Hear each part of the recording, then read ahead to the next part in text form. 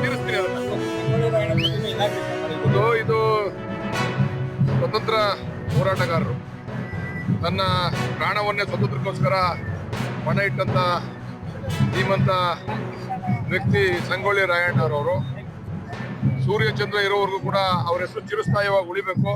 ಮುಂದಿನ ಪೀಳಿಗೆಗೂ ಕೂಡ ಸಂಗೊಳ್ಳಿ ರಾಯಣ್ಣ ಯಾರು, ಅವರು ಸ್ವತಂತ್ರಕ್ಕೋಸ್ಕರ ಏನ್ ಮಾಡಿದ್ರು ಅಂತ ಹೇಳಿ ಇವತ್ತು ನಾವೆಲ್ಲ ನೆಮ್ಮದಿಯಾಗಿ ಜೀವನ ಮಾಡ್ತಾ ಇದೀವಿ ಅಂತ ಹೇಳಿದ್ರೆ ಅದಕ್ಕೆ ಪ್ರಮುಖವಾದಂತ ಕಾರಣ ಇಂಥ ಹೋರಾಟಗಾರರು. ಅದಕ್ಕೆ ಅವ್ರನ್ನ ನೆನೆಸ್ಕೊಳ್ಳೋಕ್ಕೋಸ್ಕರ ನಾವು ಇವತ್ತು ರಾಯಣ್ಣನವರ ಪ್ರತಿಮೆಯನ್ನು ಸ್ಥಾಪನೆ ಮಾಡಿದ್ವಿ.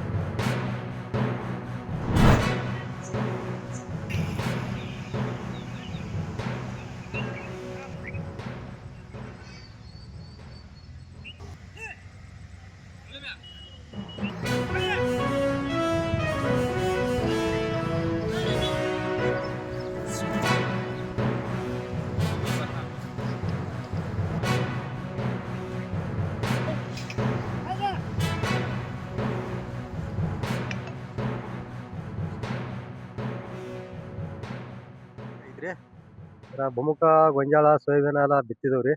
ಸರ ಬೆಳೆ ಪೂರ್ತಕ್ಕೆ ಅನುಕೂಲ ಆಗಿದ್ರಿ. ಕಬ್ಬಿ ಅಷ್ಟು ಜೋರ್ನ ಮಳಿ ಅಲ್ರಿ, ಕಬ್ಬ ಏನು ಅನುಕೂಲ ಆಗಿಲ್ರಿ. ತರಕಾರಿ ಎಲ್ಲ ಅನುಕೂಲ. ಮಳಿ ಲೇಟ್ ಆಗಿದ್ರಿ, ಮತ್ತೆ ಲೇಟಾಗಿ ಆಯ್ತು ಸರ್. ಅದು ಲೇಟ್ ಆದ್ರೂ ಬೆಳೆಗೆ ಅನುಕೂಲ ಆಗಿದ್ರಿ. ಈಗ ಜರ ತುರ್ತು ಇದಾವ್ರಿ. ಇನ್ನು ಮುಂದೆ ಮಳಿ ಆದ್ರೆ ಕಬ್ಬು ಬೆಳೆಯೋದ್ರಿ. ಮುಂದೆ ಮಳಿ ಆದ್ರೆ ಮತ್ತೆ ಹಣ್ಣು ಬೇಕಾದ್ರೆ ನಾವು ಆದ ಬರ್ಕಿಂತ ಈ ಜರ ಲೇಟ್ ಮಾಡಿ ಆಗಿತ್ತು ಚಲೋ ಆಗಿದ್ರಿ.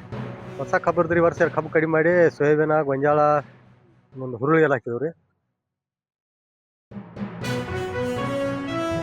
ಎಲ್ಲ ರೈತರಿಗೆ ಒಂದು ಸ್ವಲ್ಪ ಹರುಷ ಆಗೈತಿ. ಯಾಕಂತಂದ್ರೆ ಈಗ ಎಲ್ಲರಿಗೂ ಬಿತ್ತನೆ ಮಾಡ್ಕೋದಾಗಲಿ ಬೆಳೆಗಳಾದಂಥ ನಮ್ಮ ಈಗಿನ ಬೆಳೆಗಳಾದಂಥ ತಂಬಾಕ ಇದೆಲ್ಲ ಮತ್ತು ನಮ್ಮ ಜೋಳ, ಮೆಕ್ಕೆಜೋಳ ಇವೆಲ್ಲನೂ ನಾವು ಈಗ ಬಿತ್ತನೆ ಮಾಡಿ ನಾವು ಎಲ್ಲನೂ ಸಮರ್ಪಕವಾಗಿ ನಾವೀಗ ನಮ್ಮ ಹೊಲದಾಗ ನಾವೆಲ್ಲ ಉಳುಮೆ ಮಾಡೋಕೆ ಅನುಕೂಲ ಆಗೈತಿ.